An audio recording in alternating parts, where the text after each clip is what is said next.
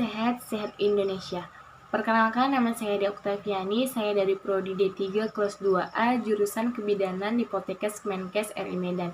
Nah, di video kali ini ada 5 topik yang akan saya bahas. Yang pertama itu ada pengertian persalinan, yang kedua sebab-sebab mulainya persalinan, yang ketiga tahap-tahap persalinan dimulai dari kala 1, kala 2, kala 3, dan kala 4.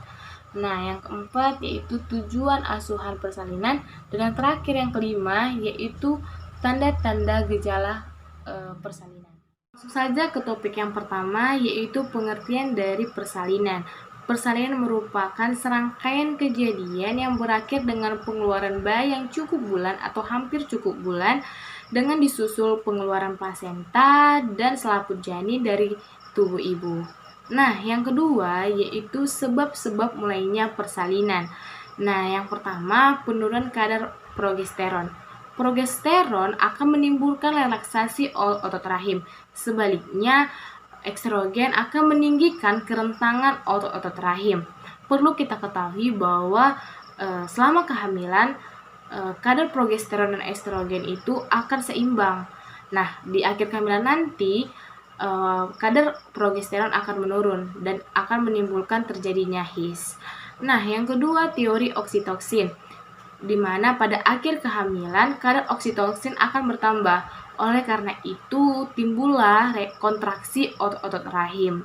Nah, yang ketiga kerenggangan otot-otot.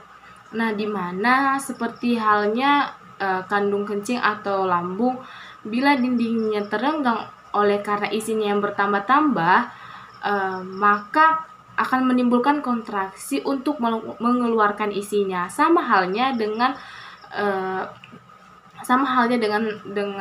rahim ini. Maka dengan adanya majunya kehamilan, makinlah terenggang otot-otot rahim dan makin merentan. Keempat yaitu pengaruh janin, di mana hipofisi dan kelenjar suprarenal janin rupa-rupanya juga memegang peran. Oleh karena pada encephalus kehamilan sering lebih lama dari biasa. Nah, yang kelima yang terakhir yaitu teori prostaglandin, di mana prostaglandin yang dihasilkan oleh DC2 disangka menjadi salah satu penyebab permulaan persalinan. Dari hasil percobaan menunjukkan bahwa prostaglandin F2 atau E2 yang diberikan secara intravena, intra dan ekstraminal menimbulkan kontraksi yang meometrium pada setiap umur kehamilan. Hal ini juga disokong dengan adanya kadar prostaglandin yang tinggi baik dari air ketuban maupun darah perifer pada ibu-ibu hamil sebelum melahirkan atau selama persalinan. Kita ke topik yang ketiga yaitu tahapan persalinan kala 1, kala 2, kala 3, dan kala 4. Di mana di kala 1 atau kala pembuka dimulai dari HIS persalinan yang pertama sampai pembukaan serviks yang lengkap. Nah, berdasarkan kemajuan pembukaan kala 1 akan dibagi menjadi beberapa bagian. Yang pertama yaitu fase laten, yaitu fase pembukaan yang sangat lambat dari 0 sampai 3 cm dan mencapai waktu kurang lebih 8 jam. Nah, yang kedua itu fase aktif, di mana fase pembukaan yang lebih cepat dan dibagi menjadi 3 bagian. Yang pertama yaitu fase akselerasi atau fase percepatan dari pembukaan 3 cm sampai 4 cm yang mencapai waktu 2 jam. Nah, yang kedua yaitu fase dilatasi maksimal dari pembukaan 4 cm sampai 9 cm yang mencapai waktu 2 jam. Nah, yang terakhir yaitu fase deselerasi atau kurangnya kecepatan dari pembukaan 9 cm sampai 10 cm dengan waktu mencapai 2 jam. Nah, yang di kala 2 atau kala pengeluaran dimulai dari pembukaan lengkap sampai lahirnya lah bayi. Nah, yang ketiga, di kala ketiga ini atau kala urip dimulai dari lahirnya bayi sampai lahirnya lah plasenta. Nah, di kala 4 yaitu masa 1-2 jam setelah plasenta lahir.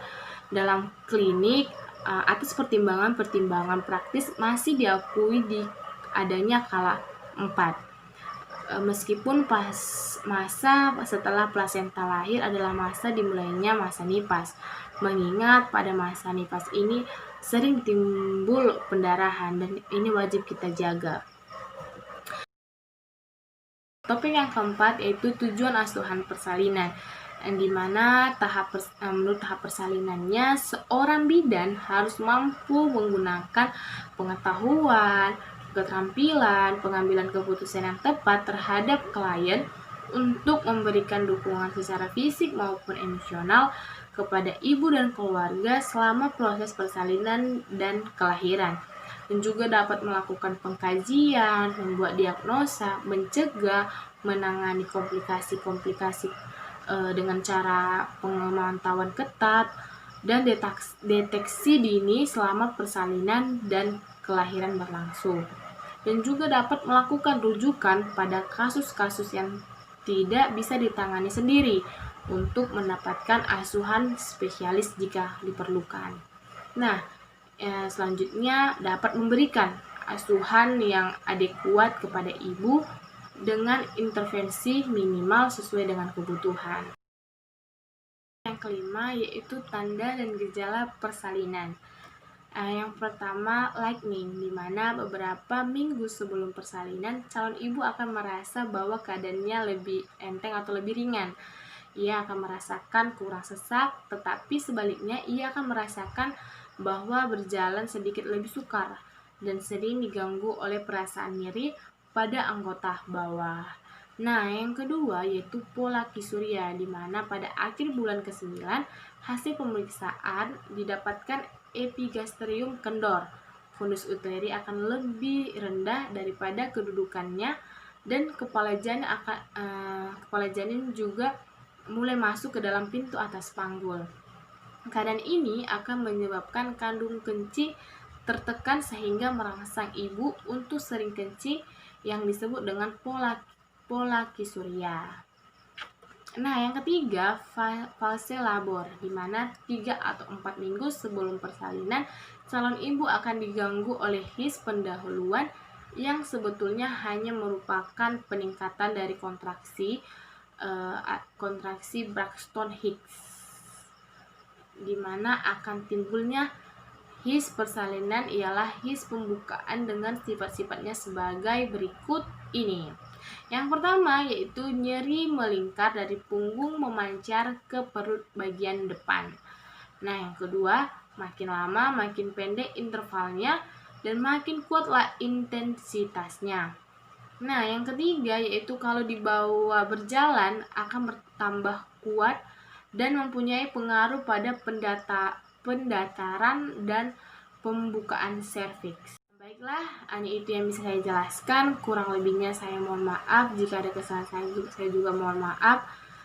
Salam sehat, sehat Indonesia.